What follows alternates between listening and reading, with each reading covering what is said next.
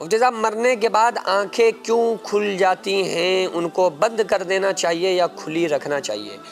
دیکھیے، بعض مرتبہ آپ نے کچھ ایسے لوگوں کو دیکھا ہوگا کہ جب ان کا انتقال ہوتا ہے نا، تو عام طور سے زیادہ تر جو لوگ ہوتے ہیں نا، ان کی آنکھیں کھل جاتی ہیں، اور ان کی آنکھیں کھلی کی کھلی رہ جاتی ہیں، بعض مرتبہ منہ بھی کھل جاتا ہے۔ اس کی ایک وجہ ہے جو رسول اللہ صلی اللہ تعالیٰ علیہ وآلہ وسلم نے خود بیان فرمایا۔ آقا علیہ الصلوۃ والسلام نے ارشاد فرمایا کہ جب انسان کی روح نکلنے والی ہوتی ہے نا، اس کا آخری وقت ہوتا ہے، تو جب فرشتے اس کے پاس آتے ہیں، ملک الموت تو ایک خاص ہیں جن کا نام حضرت اسرائیل علیہ السلام ہے۔ پوری دنیا میں جتنے لوگوں کی روح قبض ہو رہی ہے نا، حضرت اسرائیل علیہ السلام ہی کرتے ہیں، اور وہی قیامت تک کرتے رہیں گے۔ تو وہ جب روح قبض کرنے کے لیے کسی انسان کے پاس، کسی شخص کے پاس آتے ہیں، اس کی روح کو نکالتے ہیں۔ تو اگر نیک بندہ ہوتا ہے تو اس کی روح تو بڑی آسانی سے نکل جاتی ہے، لیکن اس کا پورا پروسیس کیا ہے، کس انداز، کس طرح سے کھینچی جاتی ہے، وہ میں آپ کو بتاتا ہوں، کیونکہ وہ خود رسول اللہ صلی اللہ علیہ وآلہ وسلم نے اس کا نقشہ کھینچا ہے۔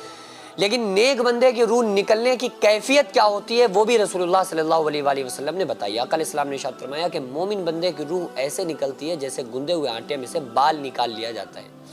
ایسے اس کی روح نکالی جاتی ہے جیسے بچہ سو جائے، ماں اس کے منہ سے دودھ کو نکال لیتی ہے کہ کہیں بچہ اٹھ نہ جائے، بڑی آہستہ اور آرام کے ساتھ۔ آقا علیہ السلام نے ارشاد فرمایا کہ جو گناہگار انسان ہوتا ہے، بے نمازی، فاسق، فاجر ہوتا ہے، اس کی روح ایسے نکلتی ہے جیسے 300 جگہ تلوار سے کاٹا گیا ہو، ایسی تکلیف ہوتی ہے۔ ایسی تکلیف ہوتی ہے جیسے زندہ چڑیا کو آگ میں بھونا جاتا ہے۔ ایسی تکلیف ہوتی ہے جیسے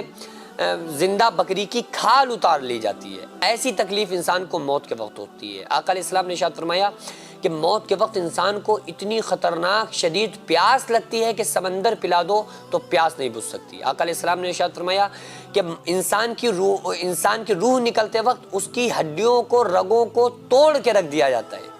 اور ان ہڈیوں کے ٹوٹنے کی آواز مرنے والا شخص اپنے کانوں کو سنتا ہے اور محسوس کرتا ہے، چونکہ وہ تو اس کی زندگی کمپلیٹ ہو گئی۔ اب اس کی منزلیں جو آنے والی ہیں وہ اصل ہیں کہ اس نے دنیا میں کیا کیا، زندگی میں کیا کیا۔ حضرت مولا علی فرماتے ہیں الناس نام، پوری دنیا سو رہی ہے، موت پر ان کی آنکھ کھلتی ہے۔ جب وہ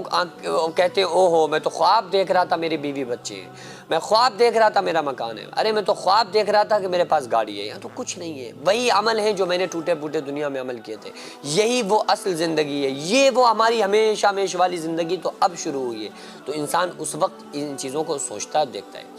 تو بہرحال جب اس کی روح نکلتی ہے نا، تو فرشتہ اس کی روح کو کھینچتا ہے، اور جو گناہگار انسان کی روح جب نکل رہی ہوتی ہے تو اللہ کی طرف سے اعلان ہوتا ہے کہ اس کی روح کو گھٹنوں میں روک دو، اور گھٹنوں میں روک کر مزید تکلیف کا سبب بناؤ۔ ایک دم سے نہیں نکلتی ہے، پھر روک کر اس کو روح کو نکالا جاتا ہے۔ پھر اعلان ہوتا ہے کہ پیٹ میں اس کی روح کو روک کر مزید تکلیف کا سبب بناؤ، سینے میں روک دیا جاتا ہے۔ آقا علیہ السلام نے ارشاد فرمایا کہ سینے میں پیس ڈالنے والی چکی سی چل رہی ہوتی ہے۔ پھر اس کی روح کو سر میں لا کے روک دیا جاتا ہے، پھر اس کی روح کو منہ کے ذریعے سے کھینچا جاتا ہے۔ تو وہ منہ کے ذریعے سے جب روح کھینچتی ہے تو بعض مرتبہ منہ بھی کھل جاتا ہے، اور بعض مرتبہ ایسا ہوتا ہے کہ وہ مرنے والا شخص اپنی روح کو نکلتا ہوا اپنی آنکھوں سے دیکھ کر محسوس کرتا ہے کہ ہماری جسم سے ہماری روح کو نکالا جا رہا ہے، ہمارے روح ہمارے جسم سے جدا ہو رہی ہے۔ تو وہ نکلتا ہوا اپنی روح کو دیکھتا ہے، تو بعض مرتبہ اس لیے بھی انسان کی آنکھیں کھلی رہ جاتی ہیں۔ تو بہرحال آپ ان آنکھوں کو بند کر سکتے ہیں، کیونکہ غسل کرانے میں پھر پرابلم ہوتی ہے، تو اس لیے جیسے انسان کا انتقال ہوتا ہے اس وقت اس کی باڈی بڑی سافٹ ہوتی ہے، تو اس وقت آپ جیسے چاہیں گھما دیں، اگر پیر چوڑے ہیں تو اس کو آپ ملا دیں، انگوٹھوں کو باندھ دیا جاتا ہے اسی کے لیے کہ پیر الگ نہ ہو جائیں، ہاتھوں کو سینے پہ رکھ دیا جاتا ہے، کیونکہ پھر تھوڑی دیر کے بعد اس کا جسم اکڑنا شروع ہو جاتا ہے۔ تو اس لیے اللہ تعالیٰ نے جو وقت دیا ہے، ہم کو چاہیے کہ وہ اللہ اس کے رسول صلی اللہ علیہ وآلہ وسلم کی فرما برداری میں گزرے، تاکہ موت کے بعد اور موت پر ہمیں پچھتاوا نہ رہے کہ کاش ہمیں دنیا میں پھر بھیج دیا جائے، اے اللہ پھر ہمیں دنیا میں بھیج دے، اب ہم اچھے عمل کریں گے، کہیں یہ پچھتاوا۔ ابھی ضرورت ہے جو جینس مدرسہ منہاج الحسین آغازیہ مداریہ مکن پور شریف میں جو قائم ہے، چل رہا ہے، تو اس کا صرف ایک ہال ہے جس میں بچے رہتے بھی ہیں، جو بیرونی بچے ہیں وہ وہیں رہتے ہیں، وہیں کھاتے ہیں، وہیں پیتے ہیں، جن کے رہنے کا بھی کوئی پروپر ان کے رہنے کا